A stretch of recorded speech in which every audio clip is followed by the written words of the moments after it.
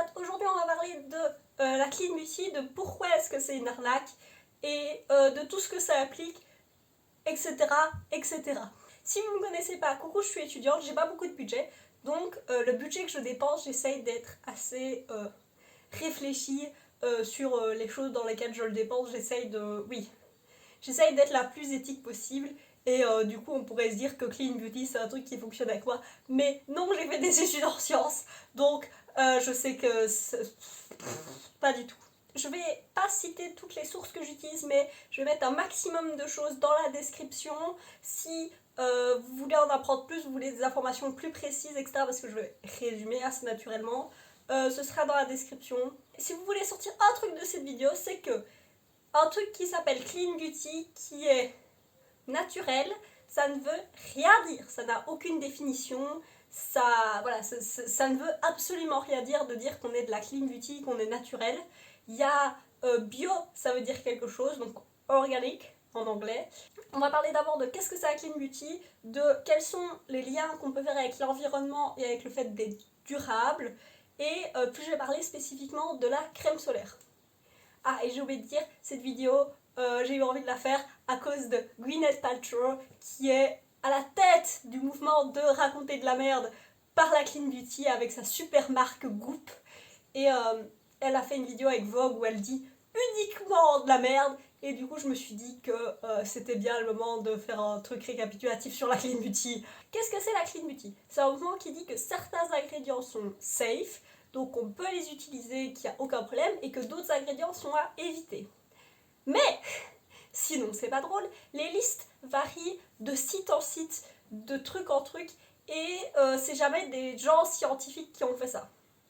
La seule Clean Beauty qui est régulée, c'est foncièrement les ingrédients qu'on a le droit de mettre dans nos cosmétiques. Moi, j'habite en Belgique, donc la loi européenne. Je sais que quand on parle de la crème solaire, il y a des ingrédients qui peuvent être sensibilisants, et qui sont peut-être pas les meilleurs à utiliser, mais en Europe on n'a pas le droit de les utiliser. En général, c'est une définition qui est fort changeante. Vous verrez par exemple sans silicone, sans parabènes, sans conservateur, sans parfum synthétique. Déjà, le fait est que ces définitions sont faites par des sites qui, en général, et ça je mettrai une source en description d'un des sites qui est les plus utilisés, pourquoi en fait ces sites en général sont déjà payés par les marques pour dire que c'est de la Clean Beauty. Yeah! Ces sites sont n'ont pas de base réelle scientifique. Par exemple, on va avoir on a des choix extrêmement arbitraires. On va avoir par exemple le parabène, peut-être qu'il y a une étude in vitro. In vitro, ça veut dire que donc il y a in vivo et in vitro. In vivo, ça veut dire qu'on a fait sur un être humain ou un animal au moins, et in vitro, ça veut dire qu'on a fait dans une boîte à pétri, dans une éprouvette entre guillemets. Et du coup, les trucs qui sont faits in vitro, on peut pas savoir ce qui se passerait réellement si on faisait ça in vivo. Et si c'est fait in vivo sur les animaux ça fonctionne pas de la même manière que nous. Ou alors, c'est par exemple, il a été détecté, il y a pas si longtemps que ça, on a détecté du benzène, je pense que c'est comme ça que ça s'appelle dans des crèmes solaires aux États-Unis, je sais pas du tout si c'est des crèmes solaires qui sont vendues en Europe, je me suis pas renseignée assez. Mais je mettrai la vidéo de Lab Muffin Beauty Science en description.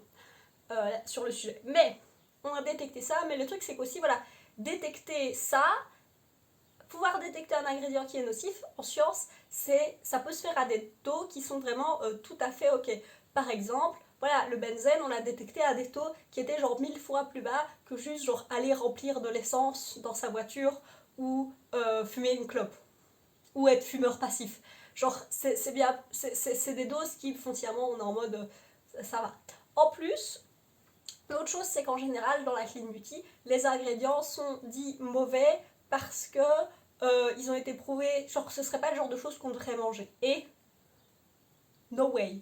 Même si c'est pas des ingrédients qu'on doit manger, c'est des ingrédients qui peuvent être bons pour la peau.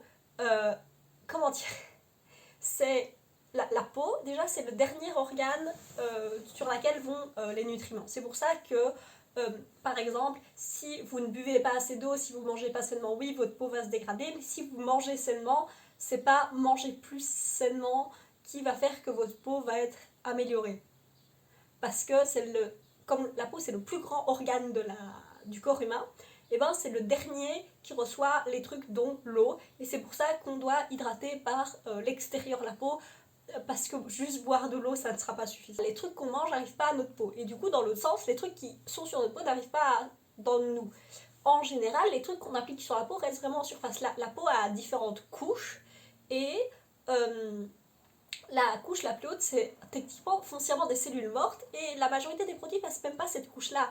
Genre, ça passe même pas dans les cellules vivantes de notre corps. Si vous sniffez du sel, ou que vous en mangez dans votre soupe, c'est pas du tout la même chose. Ou si vous appliquez du sel sur votre peau, ou que vous pouvez en manger, ça n'a rien à voir. L'autre chose, c'est aussi que la dose fait le poison. Encore une vidéo de la Muffin Beauty Science, qui fait, parenthèse, elle fait toutes ces vidéos, elle a un post écrit, et personnellement c'est une manière que j'ai plus facile d'avoir de l'information. Par exemple, la muscade. La muscade c'est mortel. Oui, la noix de muscade c'est mortel. C'est mortel à genre une cuillère à café. Une cuillère à café, c'est pas si tant que ça. Est-ce que vous allez jamais manger une cuillère à café d'un coup? Non, on met une pointe de muscade dans de la sauce blanche. Donc les gens ne meurent pas d'intoxication à la muscade. Il y a des trucs que les gens meurent beaucoup plus vite que d'intoxication à la muscade. Mais c'est une possibilité. C'est possible de mourir à la muscade. Et ben c'est la même chose. Les ingrédients, en tout cas en Europe, chaque ingrédient qui passe, genre on peut utiliser chaque ingrédient à un certain pourcentage maximal. C'est voilà, il y a des ingrédients qu'on dit ah voilà il faut à 1%, il faut un ingrédient à ta loi utilisé à 15%, etc. Et souvent ce pourcentage est bien plus bas que le pourcentage qui pourrait être nocif. Par exemple, moi je fais des études en physique, j'ai fait joujou avec des trucs nucléaires. Même si j'ai fait joujou avec des trucs nucléaires, c'est ok parce que la dose de nucléaire que j'ai reçue est ok. Genre par rapport à juste exister, c'est pas si haut que ça. Par contre, ma prof, qui elle faisait des labos genre toutes les semaines avec différents élèves, et ben elle avait un petit détecteur pour vérifier que ce qu'elle recevait était ok. Et encore ce qu'elle recevait était tout à fait ok de ne pas développer des cancers. C'est vraiment la dose qui fait entièrement le poison. Et les réglementations sont là de manière à ce que ce soit bien en dessous de ce qui puisse être nocif. La clean beauty, est-ce que c'est une bonne idée de enlever des ingrédients pour en mettre des autres? Bah non, justement, on va reparler du cas des parabènes. Les parabènes, si vous ne savez pas, c'est des conservateurs. C'est les conservateurs les plus connus et les plus étudiés. Qu'est-ce que ça veut dire? Ça veut dire que le parabène a été extrêmement testé, qu'on sait vraiment bien comment il réagit. Ça a été testé in vivo sur de la peau, ça a été testé sur des humains directement et tout. Et du coup, si on met pas de parabène, qui est un conservateur, et le conservateur, souvent, j'ai lu un endroit où ça faisait une analogie avec les vaccins. Si vous n'êtes pas team science et anti-vax, quittez la vidéo maintenant, genre, je vais pas vous changer. Mais du coup, c'est comme les vaccins. On a tellement pris l'habitude d'être vacciné et du coup de pas avoir des maladies comme la polio ou la rubéole que on prend ça comme acquis que ça ne va pas arriver. Et du coup, les anti-vax vont dire ah, moi, je suis pas vacciné, j'ai pas eu la rubéole. Oui, mais t'as pas la rubéole parce que tout le monde est vacciné. Voilà. Et ben, les conservateurs, c'est la même chose. Les conservateurs, on a commencé à les mettre parce que les ingrédients tournaient. Donc, il y avait soit les ingrédients avec l'humidité et le temps changeait, soit il y avait des bactéries ou de la moisissure, des levures, enfin, foncièrement, c'est des bactéries. Des moisissures, c'est pas des bactéries. Qui se développaient et qui faisaient que c'était dangereux. Il y a beaucoup, genre avec la montée de la clean beauty, il y a beaucoup plus de gens qui ont eu des réactions, mais des trucs assez graves, où ils ont dû aller à l'hôpital parce que leurs produits avaient tourné, qu'ils s'en sont pas rendus compte parce qu'ils ont assumé que les produits ça tournait plus vu qu'on a des conservateurs dans tout, et du coup, qui ont eu des problèmes. L'autre truc c'est que voilà, si on dit pas ça c'est le sans conservateur tout court. Un produit peut être sans conservateur si, par exemple, c'est dans une pompe qui l'air ne rentre pas dedans. Moi j'ai un produit comme ça pour l'eczéma. Je pense qu'il n'y a pas de conservateur dedans, mais c'est une pompe qui pompe, enfin qui ne reprend jamais d'air à l'intérieur du produit. Alors c'est pas possible d'arriver à absolument d'être parfait avec ça, mais ça se rapproche déjà beaucoup plus de ce que ça pourrait être. Ou alors, si on dit sans parabènes, on va utiliser d'autres conservateurs. Sauf que ces conservateurs sont beaucoup moins étudiés et Du coup, soit il faut qu'on en mette des beaucoup plus hautes doses que ce qu'on mettrait avec du parabène pour réussir à avoir le même degré de protection, enfin de conservation foncièrement. Soit on en met autant qu'on mettrait des parabènes et du coup ça ne conserve pas assez bien et du coup moisissure, et aussi on connaît pas aussi bien l'effet sur les humains, donc en mettre plus c'est plus on en met plus c'est susceptible d'être dangereux. Du coup, sans parabènes, c'est un des claims que j'aime pas, et voilà, tous les autres. Je vous parle vraiment sur l'aspect est-ce que c'est dangereux, etc. C'est vraiment le truc de la clean beauty. Foncièrement, la clean beauty, c'est du fear-mongering, qu'on dit en anglais. Donc le but, c'est de faire peur aux consommateurs en leur disant il va vous arriver des choses horribles, vous allez pousser un troisième bras fluorescent. Mais, non, c'est pas vrai. Bien sûr que vous pouvez être sensible ou allergique carrément à des ingrédients. Moi, je suis extrêmement sensible au parfum. Est-ce que je vais dire oh là là, le parfum c'est mal et tout le monde ne devrait pas l'utiliser? Non. Est-ce qu'il y a des preuves scientifiques qui vont dans ce sens-là? Un petit peu, mais c'est une autre histoire. Mais voilà, moi je peux pas utiliser du parfum. Je vais pas juger ma mère en lui disant oh là là, tu utilises du parfum, et ben tu vas ton nez va tomber. Non. Ce qui se passe, c'est juste moi, si j'utilise du parfum, et j'ai de la sensibilité et parfois de l'eczéma. Ben voilà, moi je sais que c'est un truc, mais c'est pas un truc pour tout le monde. L'autre côté de la clean beauty, c'est de dire que c'est naturel. Alors, comme j'ai dit tantôt, la muscade, ça peut vous tuer, tout comme des super poisons comme l'arsenic, c'est très naturel l'arsenic. C'est pas pour rien que les gens tuaient d'autres gens avec ça au Moyen-Âge. Mais du coup, naturel, ça ne veut rien dire. Tout est de la chimie. Il y a des ingrédients qui viennent. Genre, c'est pas parce que vous pouvez tirer du jus d'orange que c'est pas des produits chimiques. La Muffin Beauty Science avait mis la formulation, par exemple, dans l'ananas. Genre, du jus d'ananas, si on se dit, oh bah c'est du jus d'ananas, c'est super naturel. C'est 1,5 milliard de composés chimiques dedans, mais par rapport à de la vaseline où il y en a un. C'est un truc la vaseline. Bah voilà, si vous avez, quand vous étiez petit, vous avez jamais fait des ateliers d'introduction à la science où on vous disait ah bah faire de la mayonnaise, vous avez déjà fait de la mayonnaise à la main ou de la pâtisserie, bah c'est de la chimie. Foncièrement vous avez deux ingrédients qui sont différents, genre pour la mayonnaise bah c'est des œufs et de l'huile, et vous les mettez ensemble, et puis vous utilisez du vinaigre ou du jus de citron, et boum, vous avez un truc qui n'avait rien à voir avec les deux autres, et vous pouvez pas revenir en arrière. Une fois que vous avez de la mayonnaise, vous pouvez plus récupérer de l'huile, des œufs et du vinaigre. Naturel, ça n'a ça ne veut vraiment rien dire. Dire par exemple que les huiles essentielles, si vous en ingérez, vous allez décéder. Si vous prenez des médicaments et que vous respectez les doses, vous n'allez pas décéder. Je ne sais plus de quel plan. Je vais essayer de trouver une source et peut-être que je me trompe et je mettrai un truc au montage si je me trompe. Mais j'ai en tête que le tilleul, c'est une tisane qui était utilisée pour traiter les maux de tête. Et au temps de des rois de France, on buvait du tilleul pour voir les maux de tête. Et au bout d'un moment, les scientifiques se sont dit peut-être que ça serait sympa de voir pourquoi est-ce que ça aide aux maux de tête. Et en fait, ils ont découvert que c'est le composant qui aidait les maux de tête, et ils l'ont amélioré de manière à ce qu'il passe plus facilement les sucs gastriques de l'estomac et qu'il passe plus facilement dans le sang, et c'est devenu l'aspirine. Bim! Que foncièrement que vous buviez d'une tisane de tilleul, ou même si c'est pas du tilleul, c'est exactement le même principe. Si vous buviez que vous buviez une tisane de tilleul ou que vous prenez de l'aspirine, c'est le même composant qui fait les mêmes effets, c'est juste que l'aspirine c'est plus effectif. Donc naturel, ça ne veut absolument rien dire, et c'est pareil que le clean beauty, c'est juste vous faire peur en vous disant oh là là c'est des trucs chimiques avec des noms compliqués, alors que foncièrement si tous les ingrédients qu'on mettait, on mettait les formules chimiques, et on aurait des listes d'ingrédients qui font Paris-Bruxelles, et ce serait impossible. C'est pour ça qu'on met on met extrait de thé plutôt que de mettre tous les composés chimiques, parce que ce serait une galère infinie, surtout que comme j'ai dit avec la mayonnaise, on a les ingrédients, mais une fois que tout est mélangé, ça fait un nouvel ingrédient. Et du coup, naturel est un terme qui veut autant rien dire que la clean beauty. Comment est-ce que vous êtes arrivé pour avoir une crème qui est une émulsion comment vous êtes arrivé à avoir une crème en partant de jus de citron et avocat? J'en sais rien. Vous avez clairement dû utiliser un peu de chimie au milieu ou des procédés, et les procédés c'est de la chimie, comme la mayonnaise.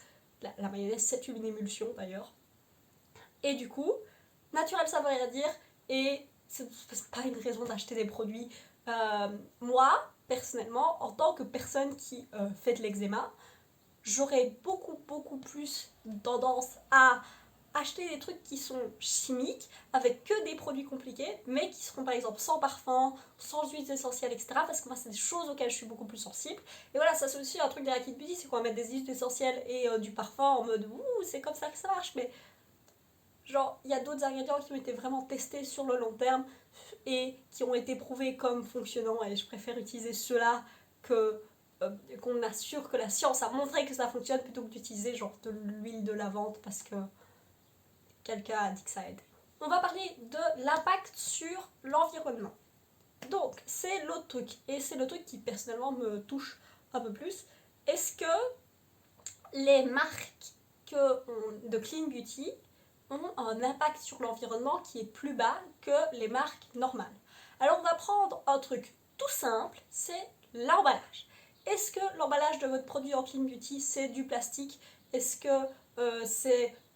ou est-ce que c'est du carton? Est-ce que voilà, si par exemple vous achetez du shampoing solide qui arrive dans une boîte en carton, bien sûr que ce sera plus écologique et que ce sera mieux que d'acheter du shampoing dans une bouteille en plastique. Le plastique c'est une ressource finie, le carton non, et en plus le carton c'est plus facile à recycler. Le plastique, on peut vous dire que c'est recyclable, mais la majorité du temps c'est pas recyclé, sachez-le. Le mieux c'est de ne pas en produire. L'autre chose c'est est-ce que les ingrédients ont été récupérés de manière durable? Durable, qu'est-ce que ça veut dire? Ça veut dire est-ce que la manière dont les sols ont été traités, ça permet qu'on va faire pousser plus de choses? Est-ce que des forêts qui sont les poumons de la terre ont été abattus pour faire pousser vos ingrédients? Est-ce que les travailleurs, parce que pour moi c'est tout autant important que le reste, est-ce que les travailleurs qui ont été utilisés, qui travaillent pour récupérer vos ingrédients ou même dans vos labos ont été payés correctement, font des heures correctes, travaillent dans des conditions safe? Est-ce que vos usines, elles polluent énormément dans le cadre de leur fabrication? Est-ce qu'elles rejettent beaucoup d'eau usée qui sont pas bien? Est-ce qu'elles sont dans des pays où on utilise majoritairement du charbon et du coup pour faire de l'électricité, et du coup bah, ça produit quand même énormément de gaz à effet de serre? Et des trucs plus directs. Est-ce que votre marque dans ses magasins, dans son entreprise est inclusive? Est-ce que on retrouve des personnes de couleur? Est-ce qu'on retrouve des personnes LGBT? Est-ce qu'on a des hommes et des femmes? Est-ce qu'on a des personnes qui sont non valides dans les gens qui travaillent là-bas et pas juste en bas de la chaîne mais aussi à des postes de direction? Est-ce que les gens qui travaillent dans mon magasin, est-ce que les gens qui travaillent dans vos usines sont payés de manière correcte? Toutes ces choses-là sont des choses qui pour moi sont aussi importantes les unes que les autres. Et il y a aussi le traitement des animaux. Est-ce que vos produits sont testés sur les animaux? Est-ce que ils ont des ingrédients d'origine animale? Comment est-ce que ces ingrédients ont été récupérés? Quel est le traitement des animaux dans ce truc-là? Etc. etc. etc. Il y a vraiment un nombre de questions qui sont posées et la majorité du temps, eh ben, les questions ne sont pas répondues. On va prendre une marque qui vient de sortir parce que j'en ai entendu pas mal parler, qui est Selfless by IRAM, donc la nouvelle marque de IRAM avec Zinky List. Ce qu'il y a, c'est qu'ils sortent vraiment comme foncièrement, moi je vois ça comme une souligne durable dans la marque Zinky List qui qui fait déjà certaines choses un peu plus durables. Et le truc, c'est que tous leurs packaging sont en plastique. Genre, je veux bien que le verre... J'ai vu qu'Aram avait sorti une vidéo sur pourquoi le verre, c'est pas durable. Et je l'ai pas regardé, mais ça m'a l'air un peu... parce qu'il l'a fait juste avant de sortir sa marque. Est-ce que ce serait lié? Je ne sais pas. Mais oui, le verre, c'est pas facile à recycler. Enfin non, c'est pas facile à produire et ça prend beaucoup de ressources à produire. Par contre, le verre c'est très facile à recycler, c'est bien plus recyclé, en tout cas en Europe, si vous nettoyez un pot et que vous le mettez dans des bulles, enfin en Belgique en tout cas, dans des bulles à verre, votre verre sera recyclé. Le verre c'est très facile à recycler et une bonne partie du verre qui est autour de nous est du verre recyclé foncièrement. Le verre c'est aussi mauvais que le plastique à produire et c'est à peu près une ressource aussi finie que le plastique. Par contre c'est beaucoup plus recyclable et aussi, je sais pas vous, mais moi la majorité du temps quand je finis un produit en verre, je réutilise le paquet, enfin le packaging, genre je le nettoie correctement, c'est facile à nettoyer le verre et j'en refais. Voilà, c'est pour ça qu'on dit que le verre c'est plus durable que le plastique. Je sais que Selfless Banana, ils sont en mode, bah voilà, un peu comme The Body Shop, ils sont en mode, bah on va aider et on va payer correctement des gens qui produisent cet ingrédient-là spécifiquement. Oui, mais tout le reste de vos ingrédients, ils viennent d'où? Et c'est vous qui le dites, mais est-ce qu'il y a un organisme tiers? Comme j'ai expliqué dans mon dernier anti-haul, si vous voulez vous donner, si vous avez une note à l'école, c'est pas vous qui vous avez dit, ah, je connais mon vocabulaire d'anglais, j'ai 10 sur 10. Non, c'est votre professeur qui vous a fait un test pour dire si vous connaissez ou pas le vocabulaire d'anglais. On ne peut pas se donner une note à soi-même. C'est un organisme extérieur qui doit vous donner une note. Clean Beauty, c'est pas du tout un saut de est-ce que ça va être durable ou pas, ou est-ce que ça va être produit de manière la plus écologique possible, est-ce que ça va être produit en respectant les droits des travailleurs tout au long de la chaîne. C'est pas du tout une chose qui est... un ne veut pas dire l'autre du tout, et la Clean Beauty va bien plus se concentrer sur est-ce que mon produit possède ça ou ça comme ingrédient pour que les gens se sentent bien, plutôt que de faire réellement des choses importantes comme payer correctement ce travailleur. Voilà, c'est la fin de cette vidéo sur la Clean Beauty. J'espère que vous aurez appris des trucs, que vous aurez compris pourquoi est-ce que la Clean Beauty, c'est juste une mauvaise idée et du marketing foncièrement, mais ça n'a aucune base scientifique. Que vous passerez une belle journée. Des bisous, ciao.